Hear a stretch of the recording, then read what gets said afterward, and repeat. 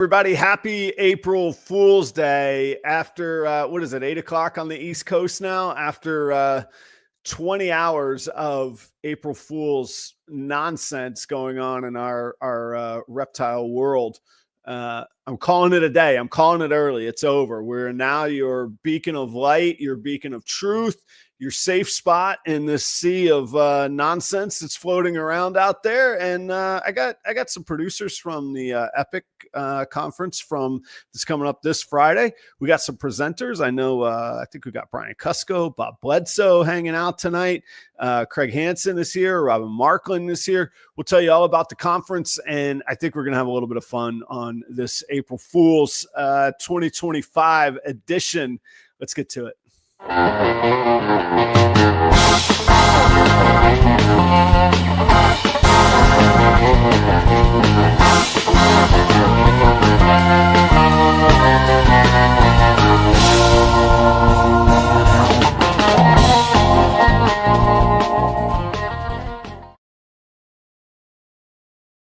What's happening, everybody? Thank you for being here. I know there's a lot of choices out there, and it's like podcast overload out there. So if you're tuning in live or watching on the replay, I genuinely appreciate you being here. And this is a neat week. We have EPIC coming up on Friday, and it kind of hit me. Actually, last night we had a wrap up, not a wrap up, but a pre-show meeting last night. And it really kind of hit me, like the magnitude of what we put together and what I've been able to be a part of. And I say all that with thanks and gratitude, no ego. We haven't actually done it yet. So we'll save any pride for later, other than I'm just proud to say that we've pulled this together. We'll go through the list of presenters and people that are active in this presentation and EPIC, but we'll go through that in a minute. But I'm just really excited for it, and I think it really is going to be a starting point or a jumping off point for something, forgive the pun, but epic in our industry. So I'm excited. I hope you'll check it out. If you're not familiar, it is free. EPIC stands for Exotic Pet Industry Conference, and we'll tell you all about it tonight. We have the final lineup announcements. We have the final commitments of people who will be here. We have some last minute, what I would say, big gets. I'm excited to have these people fill out the roster. So we'll tell you about all of that tonight. It's a big day for me. No April Fools here. No April Fools on this. I got my final inspection today, certificate of occupancy for the Proper Royals new facility / car wash. Talk about a world's first. I don't think it's ever been done before. If you're not familiar with what I'm talking about, none of that is April Fool's nonsense. That is legitimately what has been consuming me since December when I purchased that place. But I got a few more tweaks to make and a few things I've got to get in place, but I'll start moving the rodents in by the end of this month. And then as the females lay, I'll start moving the breeding females in, and my show stock will go in pretty much right away as well. So pretty excited for that. Thanks for, I've had some really good helping hands and people encourage me and that stuff. So I appreciate it.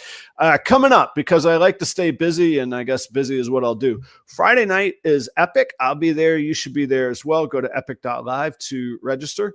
Sunday, which would be the 6th, I'll be in Sioux Falls, South Dakota. And I regret it. It's the first show that this promoter has done in that market. And I don't know the name of the expo, but I think it's just called the Sioux Falls Reptile Expo is what I think it is. Anyway, I'll be vending there on Sunday the 6th. So EPIC, then vending in Sioux Falls, South Dakota on April 10th. That's a Thursday night. That's next Thursday night. Those of y'all local here in Minnesota, I hope you'll consider coming out. Northfield, the Grand Opera House. I'll be performing there. Don't worry, it's not an opera show. It's a night of pub music. I'll perform solo to open the show. And then third set, I will join a local Celtic pub band called Lock Tune. And we've got a full show put together for you all that night as well. It's 3 hours, 6 to 9 p.m., dinner, drinks, all that stuff at the Grand Opera House. Pretty cool to be playing at that venue. And then that Sunday, which would take us to the 13th, I will be vending the Minnesota Reptile Show, which is the Cold-Blooded Expo show put on by Jason. And then the next weekend I'm off, and the following weekend I will be in Castle Rock, Colorado for the All-American Reptile and Plant Expo. And that is Nick and Troy. And I'm going to be in trouble here. I've forgotten their names. Oh, I can't believe I did that.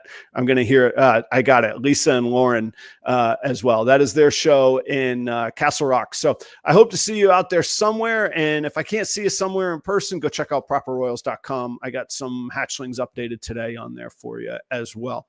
So tonight, I think we've been talking about it we really just formulated and landed on this final idea only about 6 weeks ago for EPIC. And we've been able to pull it together in that time. But, we'll tell the whole story, but I'm going to bring Craig Hansen on. Craig from Bashcoder. It was really, I really liked this story because I'd kind of committed to myself to collaborating. And I was like, Craig, let's work on something. Let's do something. And I thought we were going to do a 30-second reel or a couple reels of a storyline. And he was like, okay, I've been thinking of this idea and we should do this. And I was like, all right, that's a little more than I thought we were talking, but let's see what you got. Let's hear it through and see it through. Let me hear it and see it through. And here we are. So welcome back to the Proper Royal stage, Craig Hansen. Craig, how you doing tonight? Good, Adam. How are you doing? I'm good. I'm a little hopped up. I get that way when I get tired. Like I like this.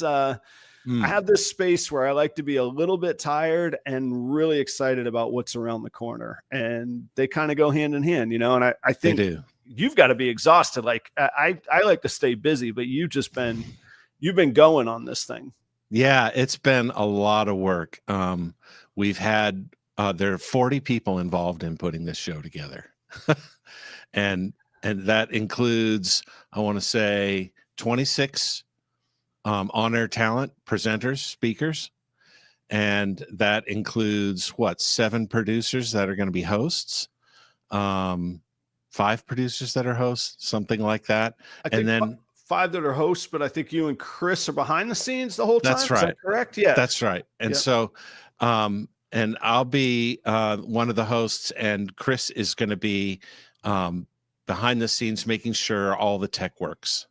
Chris Eaton. That's awesome. Yeah.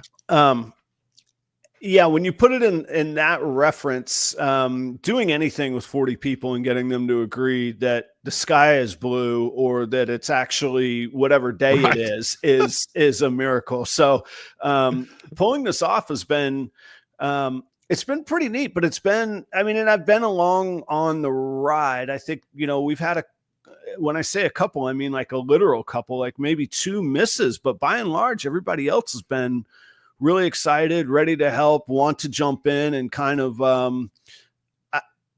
certainly supportive because they're participating, but also kind of like, what is this twinkle in these guys' eyes? What are they really cooking up over? Like they want to see like what can be pulled off is sort of the feel that I've had of it. I think there was, as we started pulling together the team, which we have a fantastic team, as soon as we started pulling together the team of producers, job one was to convince people we could actually pull it off in the time allotted, am I sharing too much if I say that we had to convince ourselves it could be pulled off in the time allotted? The first meeting was,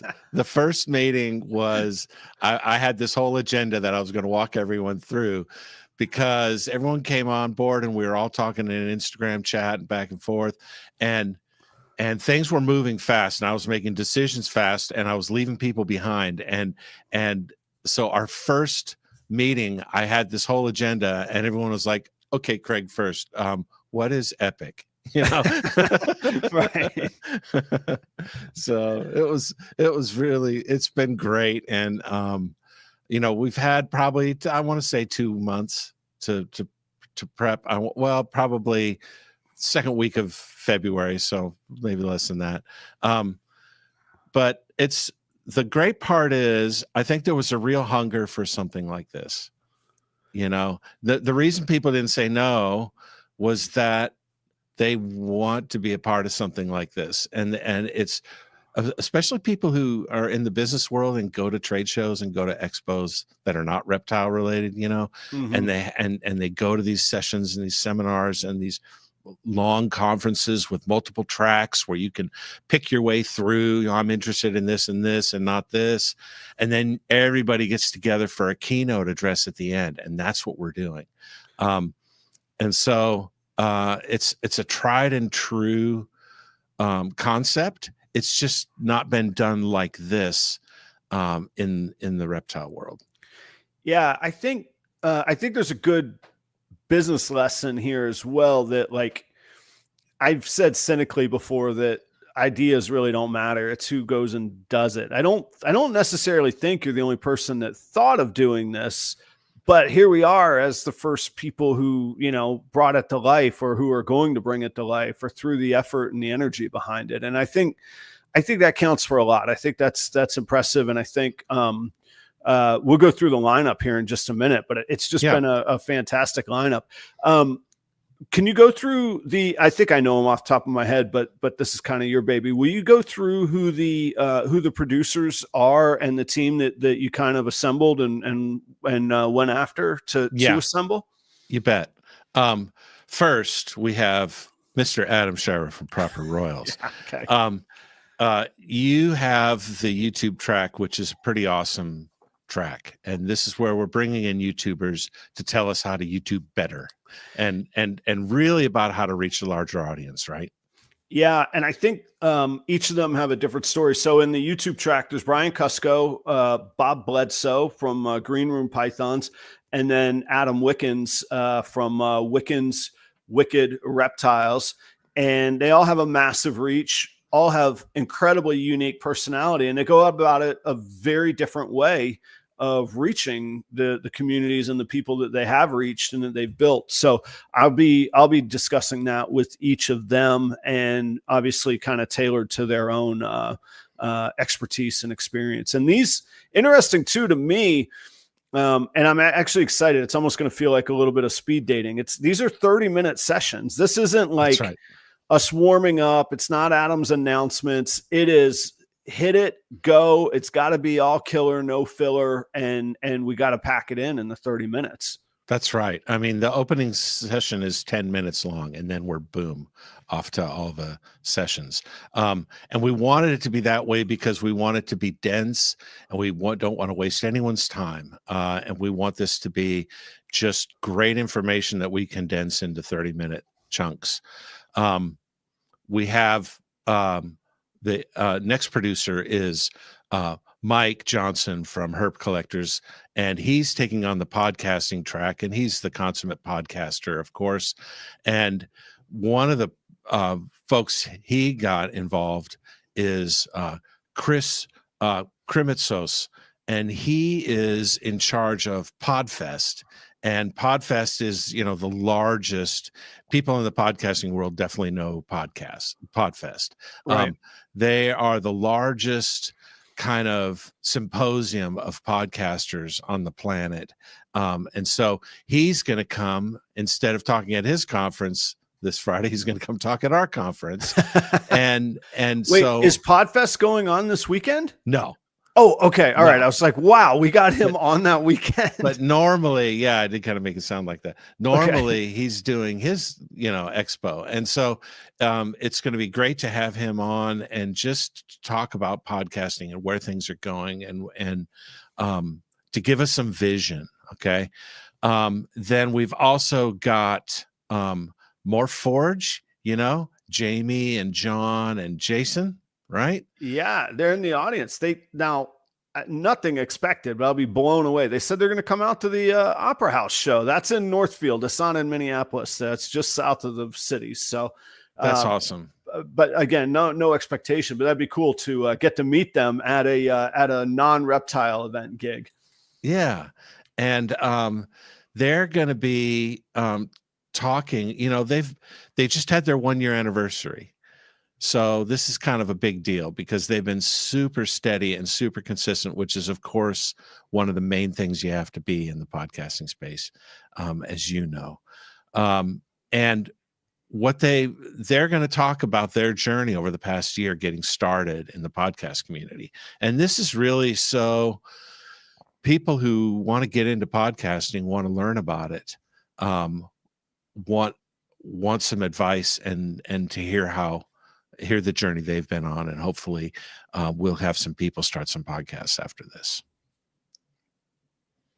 I think with the technology and the reach, like I almost think podcasting or some variation of podcasting is almost the new Instagram reel. You know, almost is. It's almost this yo-yo of like, okay, we had these long form YouTube videos, then we yo-yoed down to, you know, the 12-second reels. And now, well, let's maybe not do the total long format YouTube, but we could do this, you know, people appreciate depth and nuance, I think. And I really think that this is sort of the new age deep conversation format. Yep. And, you know, podcast means a lot of different things to different people, you know, you know, I've got one on Fridays with Nikki and Kurt from Irresistible Pythons, and it's 30 minutes. And all we do is just this one thing for 30 minutes, you know. And then you've got someone like, you know, Lex Friedman, who does 3.5-hour shows, you know. And so it's such a wide gamut of things. But we're going to do our best to give some tips on how to get started and what to expect in your first year with Morphforge. I think it's a great topic because I can remember my first year where you're like, what's that Pink Floyd song? Hello, hello, hello. Is there anybody in there? You know, like you're just like, yeah, like what's going on out there? But it does build, and it's just like your first vending show where maybe, I don't know about you guys, but I sold a Enchi mail my first show. I was like, well, yeah, what have I done here? Yeah, man. At this rate, I'll be homeless before I ever pay off my my display. But it obviously gets better and better, and it builds over time, you know. We've also got the Whiskey Bomb Network. Keys and Wiz are going to be on. Yep. 2/3 of Whiskey Bomb, and they're going to talk about building a podcast community. And I don't think anyone's done it better than they have with the Patreon, but also just people, especially something like Hair Down Fridays. People are there for the hangs, and they're there for the content, but it's also just the community. It's like a kind of church everyone goes to on Friday nights. I was just say it's a church, it's a happy hour, it's a barber shop, it's all of those. And I mean this in the most complimentary way. There's very little format to it. It's true, like that's the truest form of community. Like I can write all the script and shows I want. They just show up and have it. They do, and one of the key things about this show is that this is a Show Me Your Animals show, and so that's what's kind of, you know, punctuates all the discussion. So there's discussion of things here and there, and there's razzing and back and forth and stuff, but it's all kind of centered around this show us your animals, you know. Mm-hmm. Right. Yep. So that's the podcasting track. Okay. What other tracks do we have? We got the YouTube track, podcast track. We have a business, an industry track, right? Yeah. And so that's the one I'm hosting. This is where we kind of get to hear from people we normally don't get to hear from. And they are the corporate executives, people who are making moves in the industry that and people who know things about where things are going or are placing big bets on where things are going.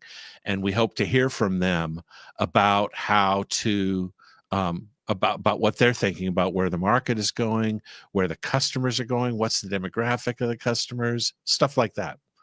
Would you say, I mean, in my mind, I think of that track as the people that have the experience, that have seen it, that have done it, they've ridden the ups and downs, and not only are they still here, they're still sort of, I would say, beacons of the industry. Who do you have on that track?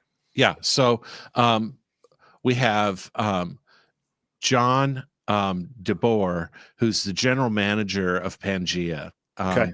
And he's got a great topic. I'm not going to share too much about it because we're still working on it, but they've done a tremendous amount of stuff through new channels. I mean, they have just been killing it on Palm Street. But they have other things that you know, they're starting to do international stuff with their food product. They're making big moves in a lot of ways. And so he's going to talk about that kind of stuff. They have a pretty diversified portfolio, so to speak, too, right? I mean, they're Yes. selling animals, food. Yes. Matter of fact, I buy some medication from Pangea, Yep, to be honest that's with you as well. Yeah. Yeah. So, okay, sorry. So John DeBoer, then who else we got on that track? We got Chris Toft, who is a category manager for reptile products at Chewy.com. And so, sorry, I'm laughing. It's a massive, like, Chewy. Yeah. Like, how cool is this that Chewy.com is hanging out in our little EPIC conference, you know? Yeah, man, it's going to be great. And so he is going to talk about kind of the evolution of the reptile market and where we've come, where Chewy sees things going, and what, and, you know, you've been seeing them at shows now. They were at Tinley, they were at Dallas this last weekend, and they have been making a big splash. I think they were at Pomona, and they've been making big moves. And so they're good people to talk to. Like, why? What are you thinking, and what are you seeing? You know? Yeah, I won't be able to. Obviously, I can't join these other sessions because I'll be hosting my own. But it catches my eye when I don't know if Chewy is a publicly traded company or not, but a company of that caliber, when they step into an arena, it's not out of charity. It's not a knee-jerk reaction. It is a well thought out decision that's gone through many, many hands and approvals and votes and boards and shareholders. And they still came out with yes. And man, I would love to hear. I hope I get to learn a little bit about that. I'm wildly intrigued by their arrival on the scene.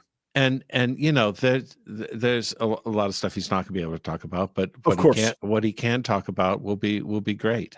Yep. And then finally, in the industry track, we are going to talk about the modern innovations in reptile shows. And to do that, we're going to talk to All American Reptile and Plant Expo with Troy Schroeder and Lauren Sloan.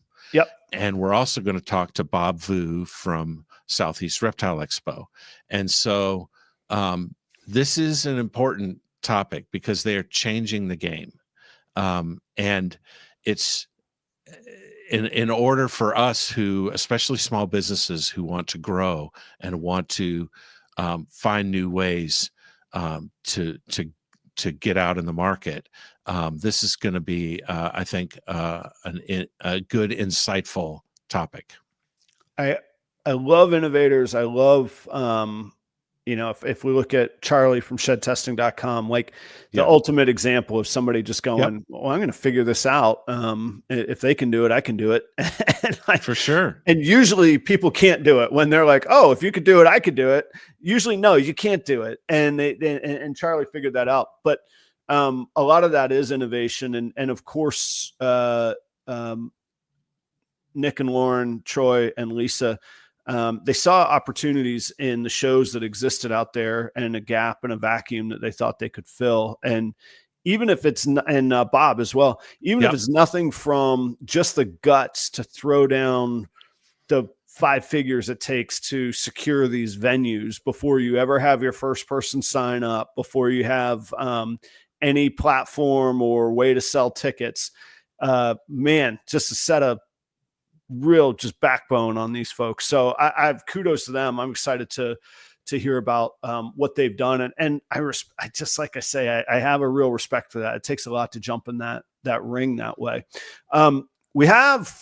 I'm probably going to interrupt here for a minute. We have Robyn, speaking of presenters, we have Robyn in the green room, and he's been pretty patient. And to his credit, he was mighty timely. I mean, he was right on the spot, and we kept him waiting a bit. Maybe we bring on Robyn to hear about what track is Robyn going to be presenting on? And then we can hear 2 from him tracks. About, he's actually going to present in the business track and also in he's going to be involved in the marketing track. Okay. Yeah.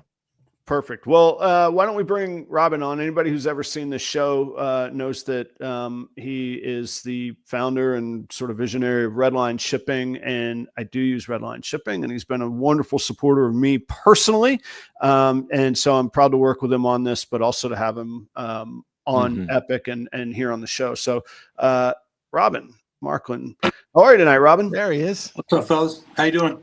I'm doing well. How are you? Speaking of busy, you stay busy, huh? Yeah, I am super timely, Adam.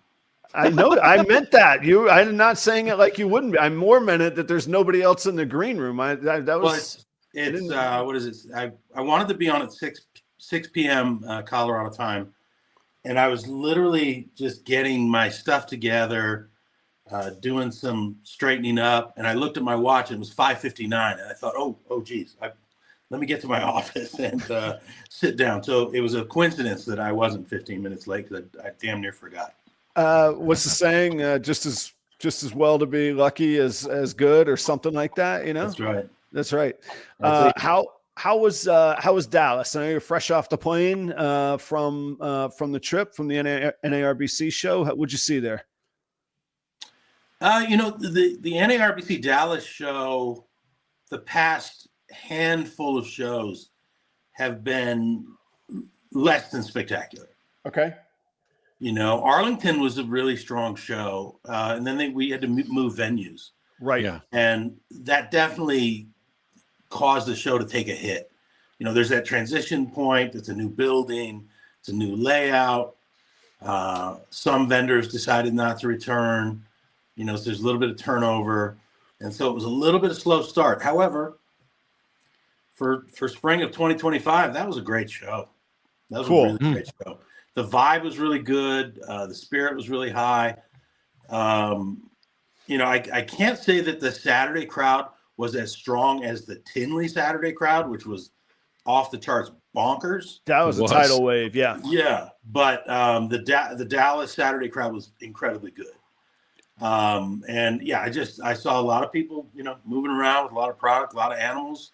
I always get to have a lot of good conversations. I did just go down and set up. I didn't have any staff there, and we weren't officially doing the show, but I set up a single table and I put out some freebies. Of course, back scratchers and fans and decals and our new string backpacks that we got in. And so I go every 15 minutes or so and put a bunch of stuff out, and it'd all disappear. And I just hit the floor again. And so just work on the floor and chatting folks up. I wouldn't say that it was a spectacular show necessarily for ball python people. That's still a softer market. But spider people did really well again. Merch folks did really, really well. There were some podcaster, booths, Catalia, the Wild Type girls were there. Wild Type folks did some meet and greets. And so they had a great time with that. And let's not forget the superstar of the reptile industry, Emily, with her cohort Ed. Yep. Was in the back of the room. And, they did a total of at least 12 hours of meet and greet. It's amazing what they do. For that long line, that never ending line. So that was great. They had a really great turnout for that. And I've got a comment about that. But two of our favorites in our family circle here, Chris from Epic Styles and Troy from Best Dressed and All American. Chris and Troy actually got into the line to meet Emily. Wow. So they jumped in there and stood there. And then when they got up to her for the meet and greet, they had her take their picture instead of them. I saw that picture.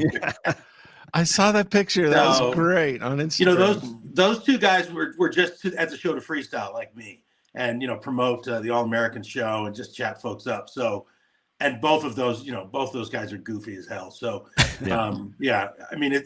it's essentially a joke just for themselves to go and do that. I mean, they made Emily laugh too, but they're just amusing themselves by getting in line and then having her take their picture. Love those guys. But yeah, she crushed it the whole weekend, and they seemed to have a really good time. Talk to us about, sorry, I didn't mean to cut you off. Go ahead. There's something that happened, and I don't know if it's you started in Dallas or maybe just I finally tuned into it in Dallas, but Chewy's there, Palm Street's there. Those guys are really pushing heavy, especially on the Chewy side, to bring new reptile fans into our industry and hobby. Yeah. And the ones thereafter are beginners, right? Mm-hmm. The new folks, pet owners. They're not looking to bring in, create new breeders and producers and stuff like that. They're looking, Chewy has 20 million unique visitors per month at their site. They're looking to convert those dog and cat people into reptile fans. And I think that's a fantastic goal. And I'm very excited about that possibility.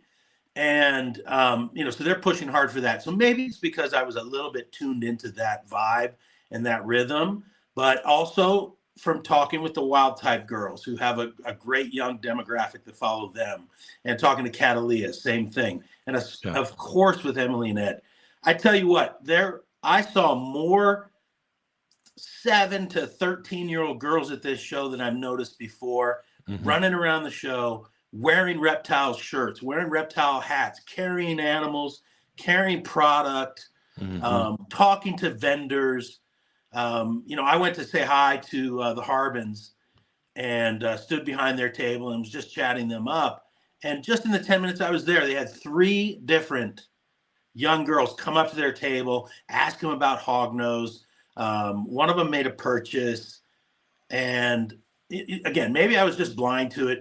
Maybe it was happening at Tinley too and previous shows as well. But I tell you what, it's on my radar now. There's a whole new generation of folks coming in. Yeah. And the fact that we can bring in, especially girls, I think is tremendous, right? Because it's largely been a male-dominated hobby forever. So to attract that girl demographic, great for Emily and Ed. They're doing an amazing job. Great for wild types, who I'm talking to in one of my EPIC talks. And, great for Catalia and great for the industry in general, because those girls are going to become fanatic reptile keepers. They're going to be buying geckos. They're going to be buying snakes. They're going to be then evolving into, young reptile breeders and young entrepreneurs and entering our industry on the business side. So I was really, really geeked about that aspect. I was so excited to see the enthusiasm of that young crowd moving around the show. It just made the overall weekend, I thought, was just super, super positive. I was really geeked about it. Awesome. That's the stuff that gives me like the long-term hope. I don't worry about the little ups and downs, and I've seen it in restaurants and stuff. The big picture, when I see that activity, that's what gets me going. Robyn, tell us a little bit about what you're going to be specifically presenting at EPIC. And I want to let the audience know we got Brian Kusko and Bob Bledsoe in the green room, like the talent there. Brian's got a guitar. I think he's going to sing us a song about his April 1st pronouncement of his entire collection auction coming up very soon. He wrote a little song for us about it. So I'm doing 2 sessions. One is on the marketing side, and I'm really just hosting, and I'm hosting with the Wild Type Girls, Alyssa and Neptune, and also Mo from Tarantula Cribs. And the topic of that session is monetizing your brand. And so I thought it would be really interesting to talk to Mo. Is super interesting. The Tarantula Cribs thing, essentially an acrylic box for bugs. He has exploded that into a significant business. Right. And it's become a significant segment of our industry. Just the invert classes as in general, but him and the work he's done on that caging side and bringing such innovation to the market. I'm really interested in talking to him. He does a lot of partnerships with other brands, with other personalities, with other breeders. So I'm excited to get some insight from him on how he looks to monetize and move his brand forward. And then the Wild Type Girls, I recently engaged with them on a sponsored level. Just because I really like what they're doing. I really like their vibe. I really like their presentation. I like, again, the demographic they're hitting. I think representation is super important.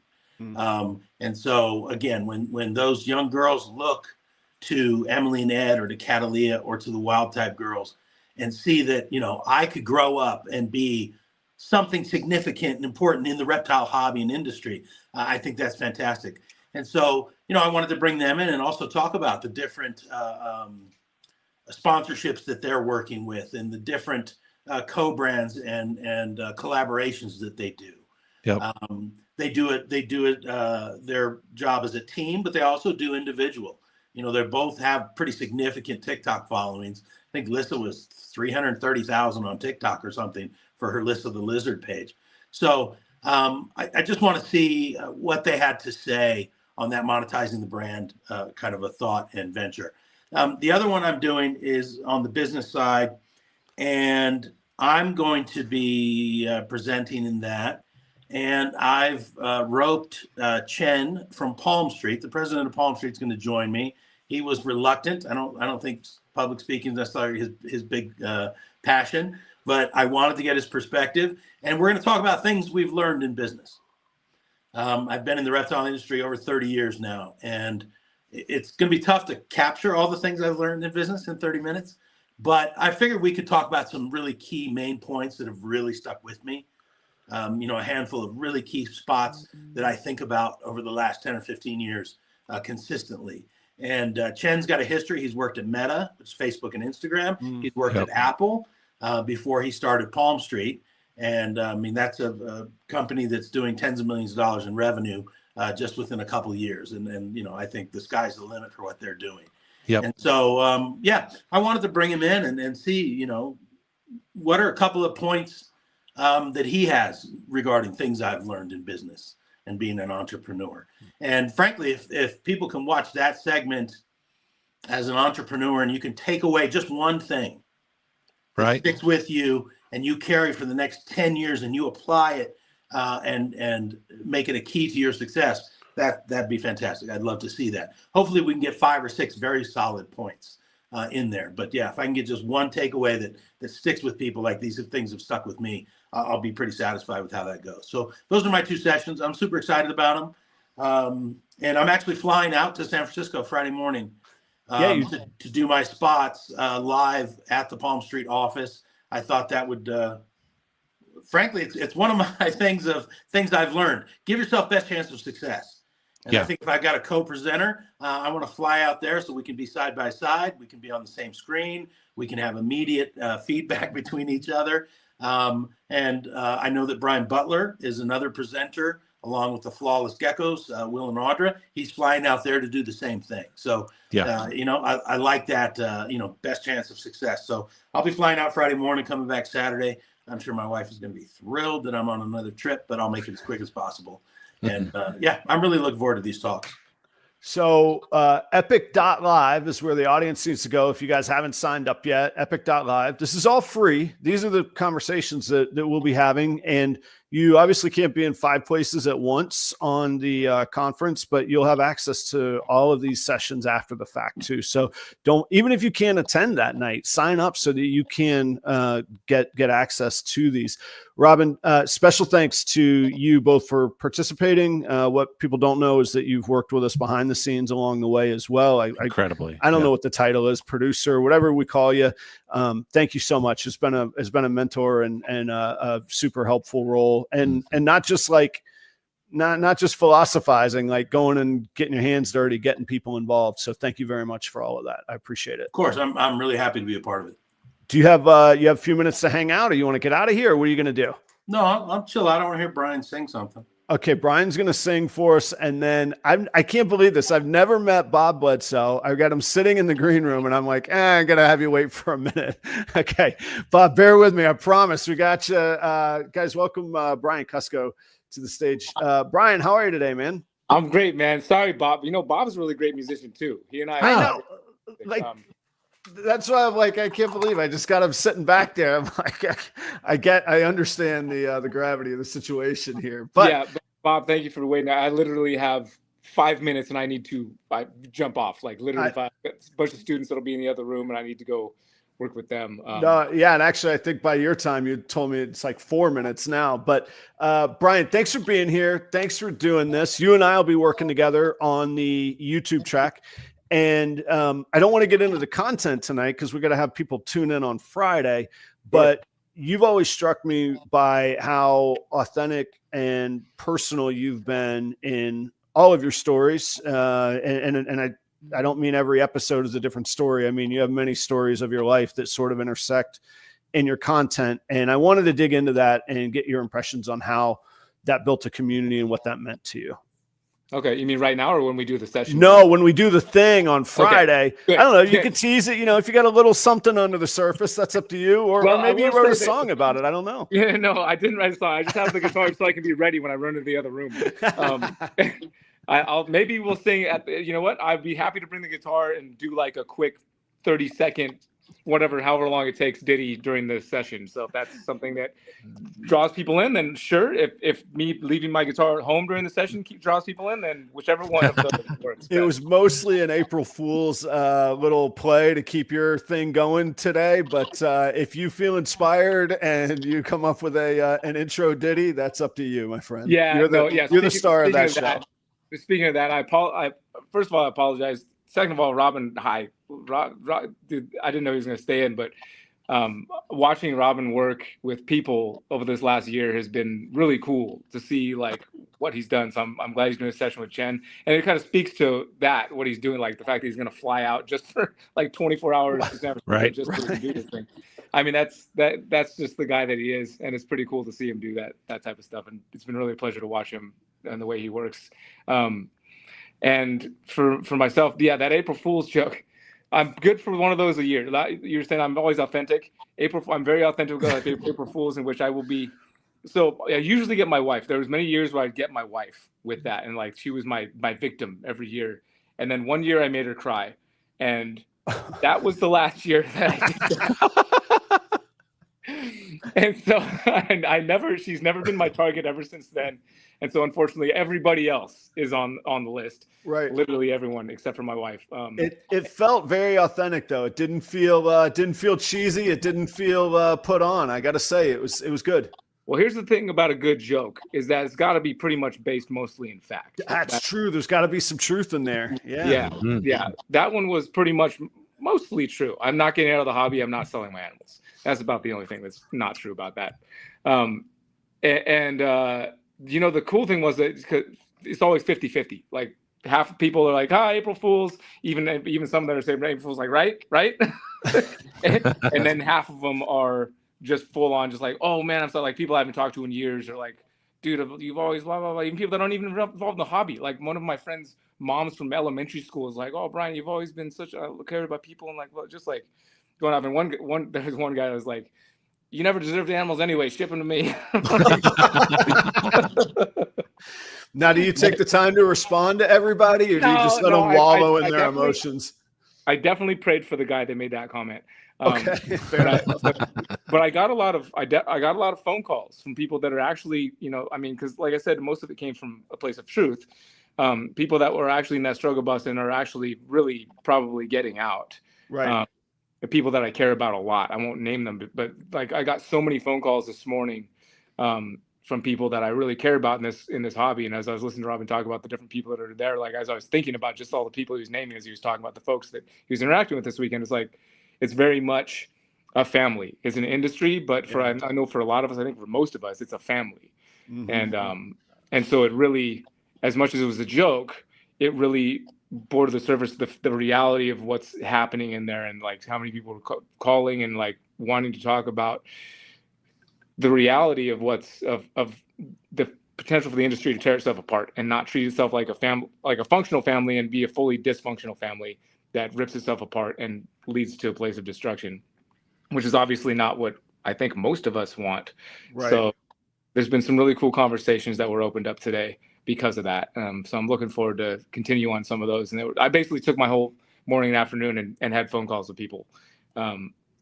And I'm hopeful for the future, especially with the stuff with the new generation coming in. Yeah. Yep. Love that. I love that. I'm stoked to see what Chewy and Palmster are going to have, what effect they're going to have on that.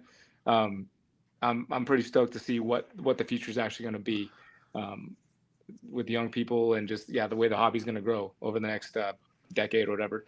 Oh my gosh! Speaking of the next generation, I am late. You got to run, Brian. Thank you. Go do good things. I'll see you Friday night. All right, thank you guys. See you soon. See you, man. Bye. Well, we got a dose of his authenticity right there. I didn't actually think these buttons. We're gonna have producers that'll handle the buttons for us on Friday night. Right. That's gonna be nice too. But yeah, what a just an honest, genuine person, and I believe he was off to a church youth group is what I think he was what I think he had going on tonight, which is pretty cool too. So I'm excited. We full disclosure, we had you talked about having 40 people organized, Craig, but maybe 9 days ago or so we had 38 people organized, and we had two things to figure out. That's right. And we called a quick, like, just maybe it's just the two of us meeting, but I'm sure you spoke with some other people, and we were like, all right. And I was like, I know somebody that knows Bob, and I couldn't get in touch with them. I couldn't get an answer. Right. And I said, you know what? I'm going to write the most awkward email ever. And the first sentence of the email to Bob was, I had hoped for a mutual introduction, but nonetheless, here we are. And I couldn't believe it. He was like, well, yeah, we'll knock it out, man. We'll make it happen. So I don't know Bob at all. This is my first time meeting him, but all indications are he's an outstanding person, and my experience has been fantastic so far. So I'm excited to say, for the very first time, welcome Bob Bledsoe to the proper royal stage. There he is. How are you, Bob? Gentlemen, you know what? It was a good email. Good email. So I thought so too. He showed it to me, and I'm like, dude can write email. I swear to God, when Craig asked me to, he had asked me a couple things to be involved or take on this responsibility or whatever. I said, Craig, I got to ask, why me? I'm not fishing for compliments. I just want to know what your expectations are. He goes, you write good emails. I was like, okay. So that encompasses a lot of skills, It does. I hadn't put it on my resume, but now I'm going to. So, Bob, how are you tonight, man? Thank you for being here. Thanks for doing this on short notice. It's great. I'm doing all right. I'm a little disappointed because I took out a personal loan today to buy all of Kusko's animals, and really disappointed to find out that was an April Fool's joke. I mean, you had to pay closing costs. You're gonna be at least a month of interest that you're stuck with. Yeah, for sure. Prepayment penalties, all kinds of stuff. Yeah, really. Oh yeah. The old prepayments that gets you too. Yeah. The okie doke, man. He's too. We should have known. Yeah. Hey, on that note, I'll pull the curtain back for a minute. You were gracious enough to say, yeah, I definitely want to be part of EPIC, and thank you for that. And you also said, I got a hectic weekend, so I can do this thing live from the parking lot of a festival, or we could figure out a different way to do it, which I thought was incredibly gracious. But you're a performer of not just maybe people only know you from Green Room Pythons, but screen performer, comedy performer. What's this festival this weekend? Yeah. I have been a stand-up comic for more than 20 years, and I don't tour comedy clubs anymore. I'm not like a road comic anymore, but I developed a show that's specific to Renaissance festivals. It's in character, and it's a comedy show, and I juggle flaming battle axes and chainsaw blades that I set on fire and stuff like that in this ridiculous comedy show that I do. And those festivals have got to be a gold mine. I don't want to put you in a position where you're making fun of the audience that is there for you. I play Irish pub music, and we get okay. All right. So we get booked. I'm playing Pogues covers at Renaissance festivals. And I'm like, this isn't really the thing. This is just a bizarre cosplay of, somebody in a kilt, and somebody there has an axe, and I'm like, and there's turkey leg. Yeah. There's a lot of whiskey. So, I mean, it all works, but it was my first time I was like, what in the absolute hell have I signed up for? But, you know, the check is there and it's fine and it's fun. Everybody's into it. That was my first time too. And because I've never been to a Renaissance festival as a patron. Right. Okay. Yeah. I've always been a paid performer. And the first time I went to one, I was like, what is going on here? And what I've learned, though, is that they're super fun. The people are awesome. There's a huge crossover between Renaissance fair nerds and snake nerds, reptile nerds, you know. Yeah. So big crossover fan base there. And I love doing them. I do a lot less than I used to do. Once I started the channel, and as the channel does better, I drop festivals. So I used to tour about every other weekend. I had a festival. And now I'm doing, I think, 10 or 12 this year. These niche festivals, I mean, I did. I made a little bit of a living at it. I never wanted to because of the time. It's touring is hard, especially with a band. And then it's hard lonely alone as well. But yeah, there's Renaissance festivals around the country every weekend, Irish festivals. Yeah. I mean, you can. Celtic festivals, which I also play Celtic festivals where I'm the only comedian hired to come in. It's all like serious Celtic bands, and they're awesome. It's my favorite festival to do because I love going to watch the music. Yeah, it's a great scene, but it reminds me of the Reptile show circuit. You know, I'll see the same people in Chicago that I'll see in Kansas City, and then that I'll see in Minneapolis. So, I got to stay focused while we're stay focused on Renaissance festivals. I haven't been to the one in Minneapolis is like 6 weeks long, or it's like 6 weekends in a row. Have you ever done the one up here? No, I haven't. There's a big one in Minneapolis. I tried to stay West Coast. I used to do the biggest one in the world, which is Texas Ren Fair. I used to do that one, and I don't anymore. And now really I've kept my favorite ones. I have a couple small ones here in California that I do. And then everything else is in the Northwest, Washington and Oregon. Oh, cool. Okay. But it did make me think of it. The local Minnesota Herp Society and Ed and Emily are very active with that. They present at the Renaissance Festival. They have animals every weekend that they people can interact with and that they're teaching about. So it's interesting that you brought that up, that overlap, because that set off that light bulb here. And I need to go. I just need to get off my butt and go this one weekend, So yeah, Ross says the one in Minneapolis is pretty good. He's local here. So, but that kind of leads to the spark in my mind when, the YouTube track is about us learning how to do YouTube better. And the spark in my mind was, you've done it on screen, you do it on stage, you do it on the social or YouTube screen. And I don't want to get into it now because we're going to have people come on Friday night. But the idea really was, what's that common thread, or what's the process or the system or whatever words you want to call it that tie those things together. And I'm excited to have you on and learn about that from you. Yeah. We're going to talk about that. There's certain things that if you have certain skills already, that's really helpful. But then there's certain things that can be developed. I always hear people talk about, I want to do a YouTube channel, but I'm no good on camera or whatever. All that stuff can be developed, and there's different ways to do it. You don't have to be on camera like I am all the time, So we'll talk about that. No, I appreciate it. And people have asked me similar, not to the extent that I'm sure that you get asked, but I always say to people, like, go do the thing. You got to do your chops. You got to get your chops. And we could say it, I'm sure, in comedy or in music. Like, yeah, I played in a garage through high school, and then I got a gig and I sucked and it was terrible. And then I got another gig and I got a little better. And then some girl smiled at me in the third gig and I was like, yes, I'm doing it. Like it's all these things happen, or you get laughs or whatever works, So, all right. Yeah. So we'll dig into that. Where, if people are curious and they want to go check it out, do you have a separate channel for your comedy or for your stage act? You don't.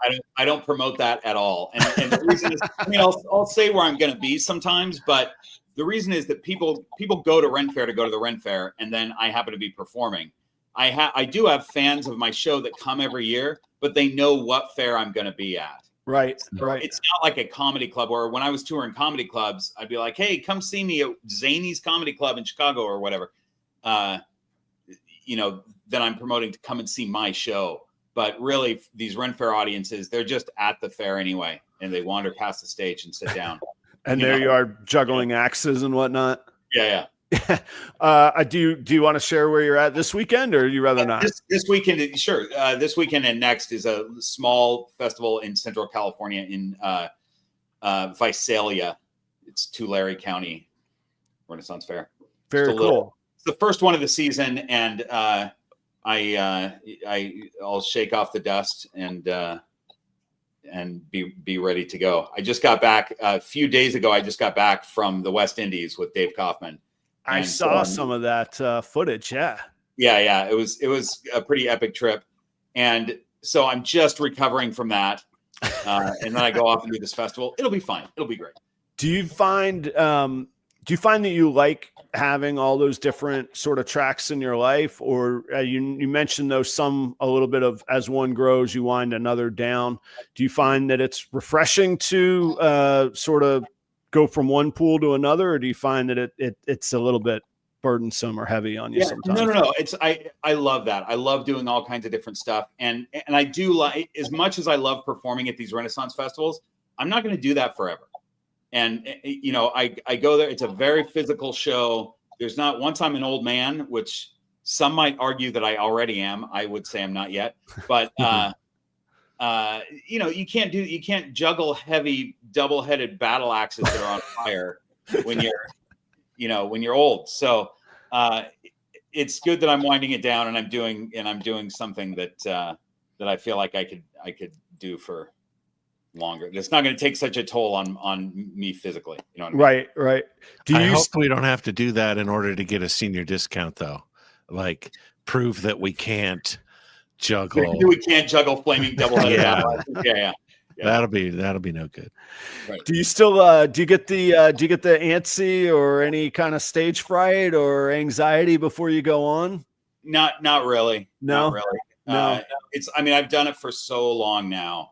I think when I had done stand-up comedy for years, and then when I developed this Renaissance Fair act, I was probably more nervous when it was a new act because I didn't know it. And now, even though I do feel like I have to shake off the dust a little bit and maybe write some new stuff each year into the act, I can do it with my eyes closed pretty much, Yeah. I go back and forth. There's times where I feel that way, and then there's times where like I focus so much on other stuff, and then I'll have a bigger show come up, and I'm like, ooh, I got that feeling again, and it's the first song or two, and then you're like, oh yeah, I got this, and then you're off to the races, So now you said we'll just have a little mini show here for a minute. You said you play some music too, and you play pub music. I do. I'm not. I used to be in a band. I joined a band that tours the Renaissance festivals. Okay. And we played Irish music, basically Irish folk music, and I play banjo, guitar, ukulele, and mandolin. So for that band, I played mandolin and Irish guitar, which is a 4-string guitar tuned differently than regular. And it's fun. I just, I'm not good enough to play super fast bluegrass music on the mandolin, but I love playing Irish. I was going to say that's where you can actually strum a mandolin in Irish music versus the bluegrass just ripping the whole time. Yeah. Well, I do play the trad tunes. Like I'll play tunes on, but I'm not super fast. And I've tried to join in on bluegrass jams, and it's like, I'm out. It's a different ball game. Even those guitarists are they're like metal guys on acoustic though. They're just, and in that first position too, they're just flying at the first fret, they're doing it all right there. That's the stuff that I like to play. And I do these days I do largely solo stuff, but this gig coming up, I've been working with a band, which is, it's neat to do like the final product on stage, but I have to admit, I don't enjoy the nuances and interpersonal stuff of being in. It's hard to be in a band, man. It's a challenge. So the worst thing is coming up with a name. You just never hang out with a band that's trying to come up with a name. No, there's no good outcome. Anything you say will be like band name, Yeah. Well, I tell you, one thing about having a solo show at these festivals, there's a lot of other comedy shows that are multiple people, and it's really nice it's just me. I make all the decisions. I don't have to deal with other personalities, in the show anyway. Yeah, you can have your one vision, and it's just a straight line. Even I was printing posters for the show today, and the person who designed it, they used the word rockin'. I was like, this sounds like a 50s juke joint, like nonsense throwback. I was like, I'm like, okay, that's fine. I just got to let go. I just got to be who I am when I get on stage and let it be, So, but that's the trade-off, and they're a great band. So I'm excited to play with them and all of that. So that'll be fun. What, any big escapades? Robyn has a go ahead. Yeah, go ahead, Robyn. Robyn's hand is up. Yeah, I didn't realize that Bob was such a bouquet of talent. Bouquet of talent. I love it. Yeah, at the Dallas show, Chewy was giving away their blue tennis balls, and Adam Wickens talked me into trying my juggling act again, and I kept them in the air for all of 8 seconds. But now we're talking about flaming battle axes. And then a foot-long, glorious white beard. I'm feeling pretty friggin' inadequate over here. A bit intimidating, Bob. This glorious white beard I wanted to grow for years, and I never did because I figured that it was going to limit my TV role appearances. I used to do quite a while ago now, I would do little guest spots on like Disney shows and stuff like that. And I'd always be like the goofy dad or whatever. And if I grow a beard, they're not going to cast me as that. So then there was about a year and a half that I didn't work at all. I got no acting work. And I was starting to do these Renaissance fairs. And I went, you know what? I'm just going to grow a beard and screw the casting agencies and the producers. I'm just going to grow this beard. And if they want to cast me as a pirate, fine. I'll, What's in your wallet? And, yeah, that's definitely a Ren beard right there. I love it. Yeah, so I'm happy to have the beard. It's staying. Is it a curse or a dream to become typecast? Like, do you always have work if you're typecast?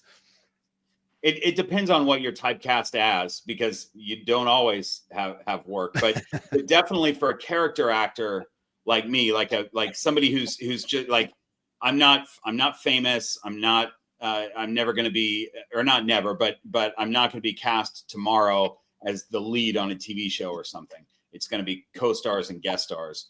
And you kind of have to be like, I'm this guy. I'm this guy. Right now with just bald guy with a beard, I'm a Western guy. I'm a pirate. I'm a bad guy. There's, it's that kind of stuff. And Hollywood really has a narrow view based on what you look like when you're not famous. And that's okay. I just know that I'm not going to go out for the goofy dad on the Disney Channel anymore. And that's okay. I've done that a few times. So I hear that in Hollywood, like everybody is an actor and everybody has something else that they do. Does anybody have more creative other things that they do than you? I don't know, but I'm happy that I was able to start a YouTube channel that allows me to be on camera when, and it's on my terms. I get to run the thing. So it's nice that I can do that rather than have some day job at an office, or be touring all the time. I mean, the thing that took me off the road when I was doing comedy clubs is my agent calling and saying, "Where are you? You're missing auditions," because you have to be on the road all week. You play Thursday through Sunday at the club and then drive to the next club. So, and with these festivals, I can go to the festival, do the weekend, and come right back home. Mm-hmm.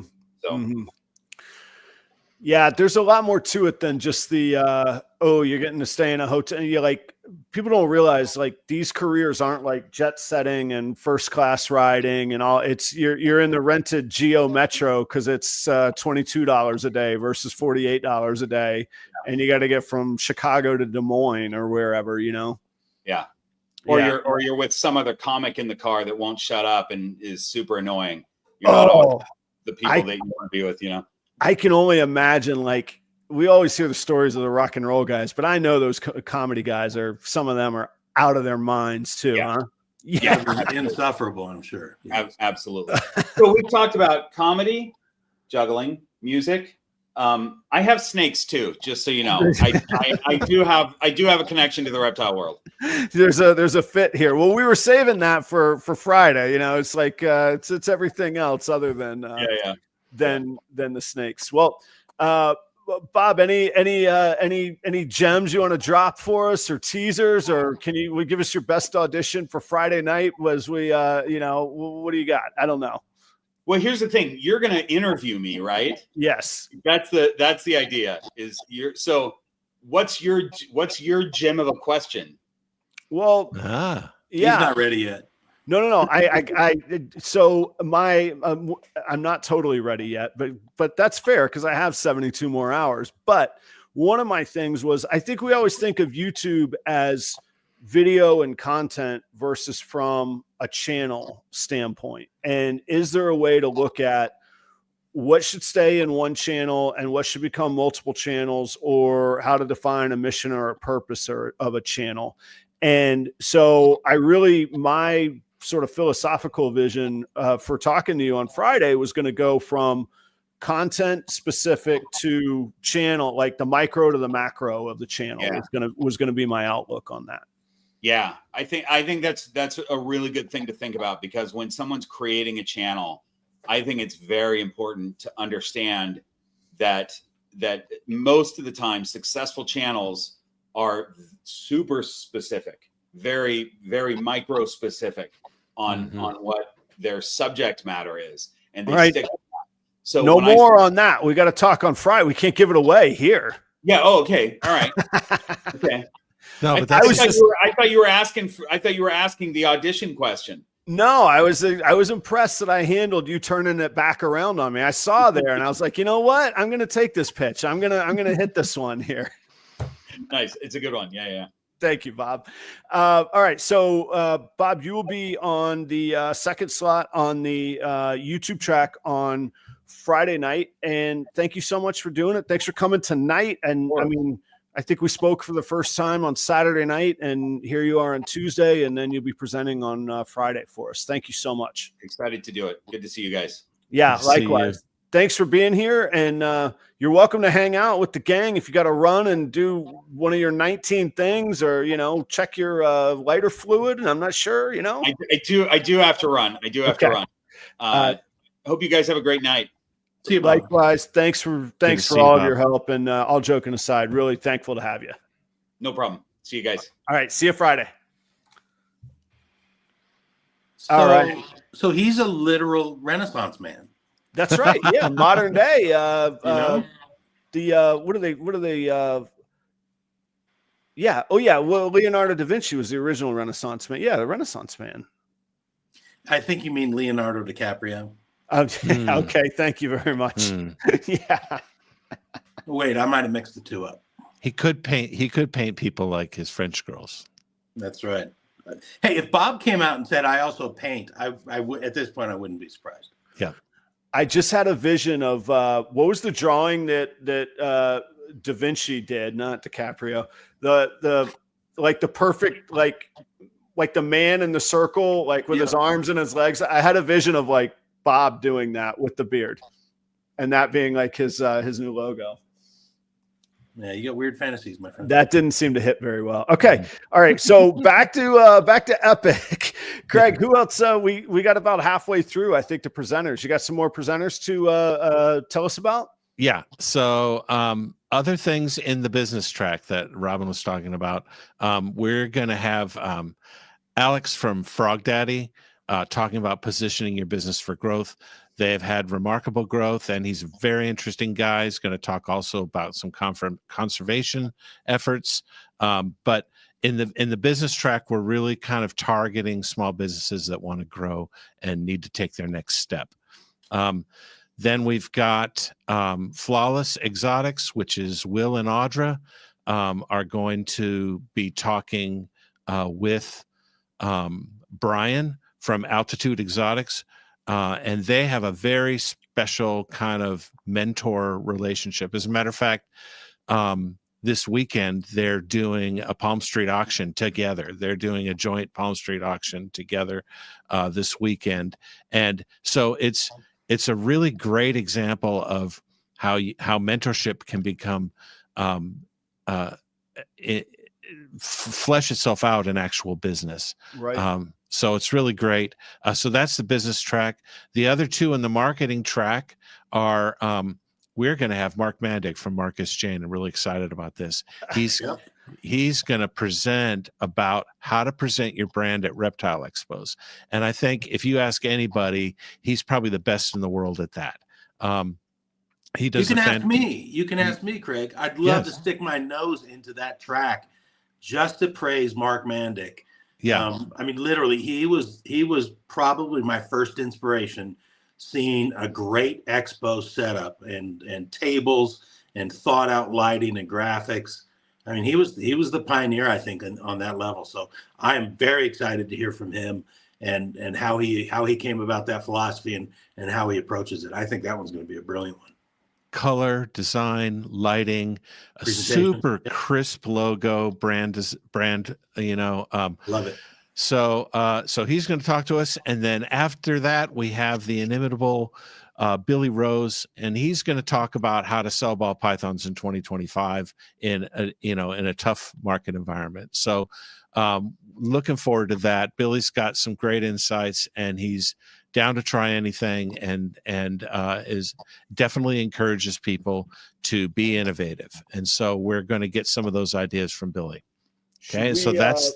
I don't know if you guys can see. We got Phil, one of our other producers, in the backstage. Should we let him talk about his track a little bit?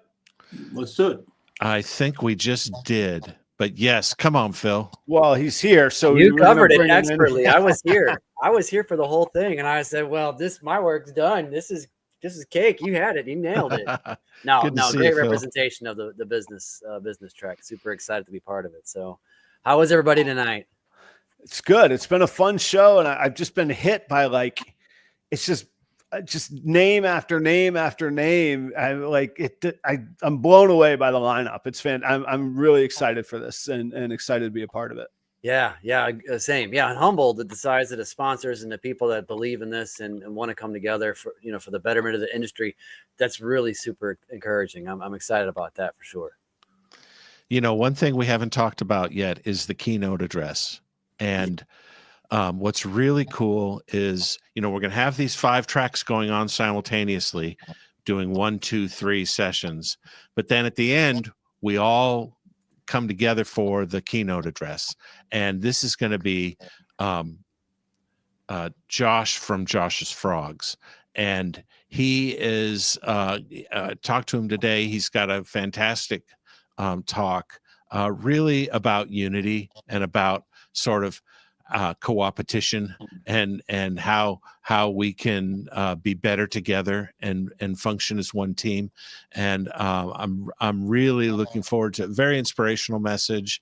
And I think he's going to be it's going to be the perfect way to close this out. One of the things that was the driving motivator for this whole conference is,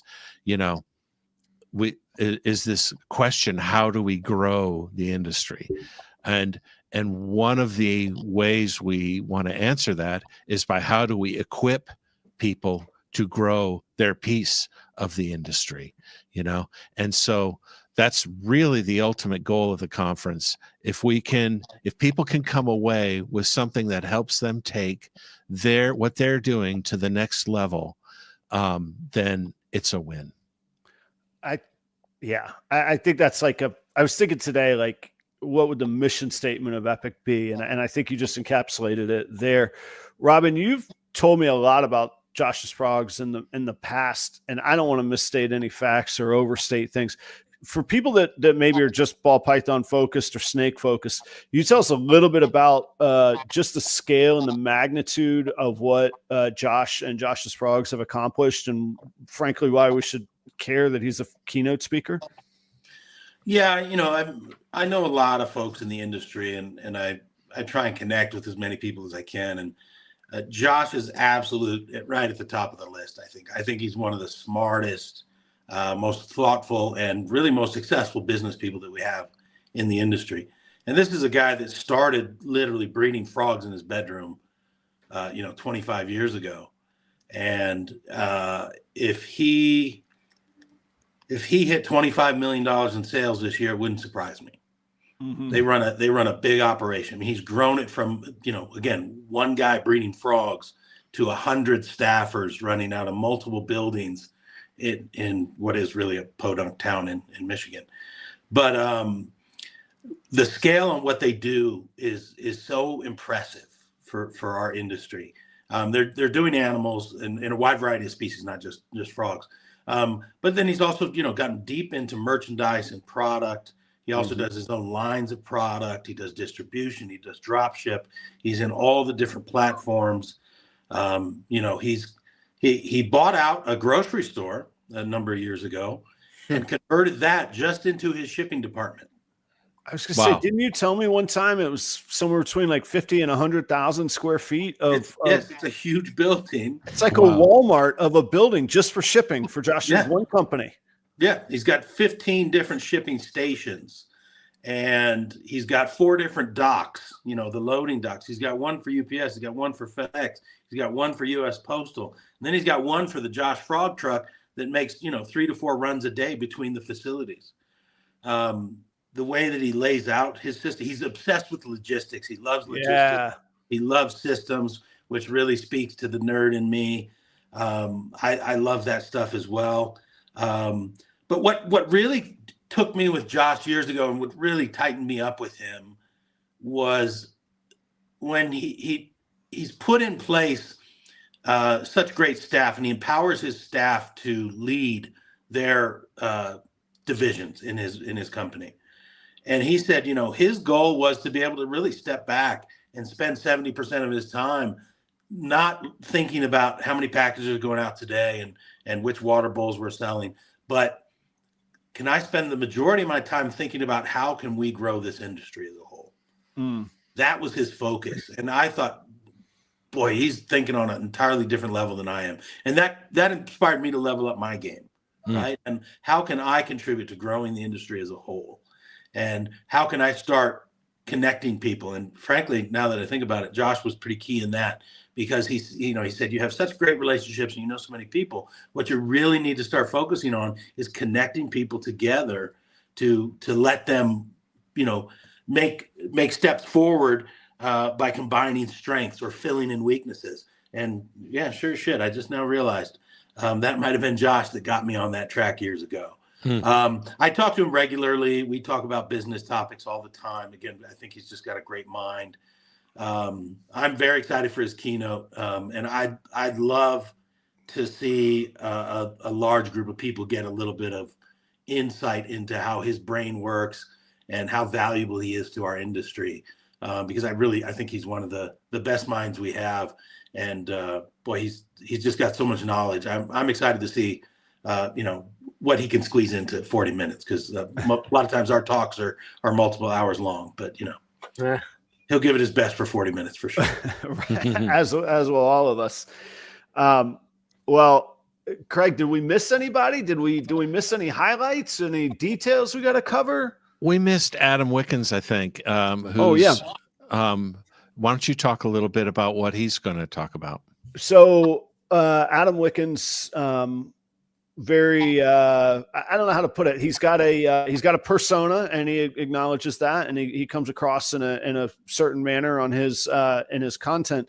He's got a massive following, hundreds of thousands on YouTube, and so we got talking, and we landed on this idea of clicks to community. And he has this idea of, you might need the edgy title or the goofy thumbnail or the over the top content idea, but then you got to convert that into community. You got to connect with the people. You got to figure out how you're going to keep them in the room once you get them there. And he's clearly been amazing at that. And I find this thread, as certainly in the YouTube track, of He's also a performer outside of YouTube. He's a very successful stand-up comedian as well. So I'm curious about that common thread. Kusko's a performer. He was a touring musician for a long time. So that's going to be something I explore as well. But these are across all the tracks. These are experts that are doing it day in and day out. Not, God bless all of us podcasters sitting in our basements here, but these are the guys out there like doing the real thing, and he's got he's probably, Ed and Emily aside, he's probably one of the leading people that are growing the hobby and exposing new people to the hobby. He's just got a massive channel. He's got a very kind of engaging persona, as you say. And people just and you should see him at Tinley. Everyone, there's a line for him too to meet him at Tinley. So very much looking forward to what he brings to the table. I've gotten to meet him. It's actually a funny story. I can wrap up with this story or wrap up this segment with this story. I was vending at a Repticon in Kissimmee, Florida. And if people are like, where is that? That's the point. It's not a very big market. It's south of Orlando. Yeah, it's a suburb of Orlando. Yep. And I'm vending, and Adam Wickens walks up to my table. And I was like, I know this guy. Who is this? This doesn't fit. And we chatted a little bit, and off he went on his way. Didn't ever make a connection. And then Jeremy from Snakes for the Memories comes over, and he goes, I just gave a T-shirt and a hat to Adam Wickens. And I was like, is that him? What's he doing here? And he ended up coming back over, and just in one of my moments, I was like, hey, I do this. I did this show, and this is 2-3 years ago now. I was like, hey, would you be willing to come on the show? And he was like, yeah, I will. Just message me. And I was like, all right, I probably never hear from the guy, but I'll message him. And sure enough, he did. And we just talked ball pythons for a few minutes, and then he did the show and came through, and now he's coming through on this too. So he's been, at least to me, a real down to earth guy and easy to work with. And I enjoy him. I think his certainly the proof is in the pudding of his results. So I'm excited to spend a little more time with him on Friday. I'm sold, you guys. How much are tickets? I want to go. It's free. It's free. Did I mention it's free? I do want to just shout out the podcasts that are really helping us. Please do. As affiliate media affiliates, and they've been running that annoying ad I cut. First, Irresistible Pythons, Nikki and Kurt, just really great down to earth content that is so easy to watch and so easy to be a part of. Herp Collectors Network with Mike Johnson and his whole team. Whiskey Bomb Network, Wiz and Keys and their whole team. And they have a tremendous amount of podcasts, and they've been showing the ad on every podcast. Fat Man Nation, Chris has been a real champion for it, in addition to being part of it. Proper Royals, obviously. No Remorse, Morph fam has been really incredible in their support. Off the Plank, DJ and crew. I consider these guys kind of the most improved podcast of last year. I'm really proud of what they have accomplished in the last year. And Supreme Geckos, Wally is just a fantastic guy, a real leader in that space, a mentor to so many, family to so many. And so he has been doing it, and he had you on, Adam, to promote it. Billy from My Channel, My Content, our podcast on Mondays. Naughty Business, that's Phil's podcast. Texoma Exotics, that whole crew has been really great. They were, she was the first to say, give me a video. I want to start playing a video. Oh, cool. And Coffee and Cresties, that's been that one of the first people I talked to about the conference. And why is her name just escaping me? Crystal. Jeez. Yeah. Crystal from Coffee and Cresties. If you're on a Sunday morning and you want to watch a podcast, check it out. It's her podcast is really great. And Gecko Cove is a really fantastic. He presents the topic with such kind of excellence, the video quality, it's very much like a podcast. And I say that, everybody has a podcast, but his is one of the podcast of your podcasts. Maybe the most podcasty podcast out there is the Wild Type. It's the one that feels the most like, what you would think of when you think of podcast. And then of course, we got Flawless and Darren from Sloan Morphs with You've Got Some Balls there. Their podcast, they've been showing it as well. So many, many, many thanks to all these guys that have been just supporting just out of the goodness of their heart. And I hope we can introduce lots of people to their content. I hope so too. And huge thanks. And fortunately, by and large, the podcast community has stayed pretty healthy towards everybody. So there's certainly all friends of the show and people that I want to see succeed as well.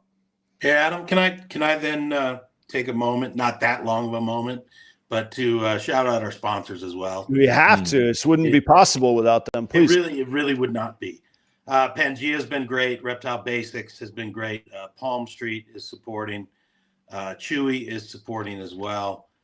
And Josh's Frogs as well. I really appreciate those folks stepping up to bat, especially because it's our first event. So, we kind of have to prove our value. Yep.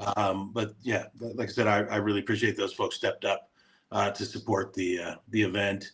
And hopefully we'll do it, every 6 months and bring more value and more great content to folks. But this first batch of sponsors certainly is foundational and allows us to do what we do. So thanks to them. Yeah, specifically, let me just say that this content platform we're using is expensive. And so you kind of wonder, well, why do you need sponsors for this?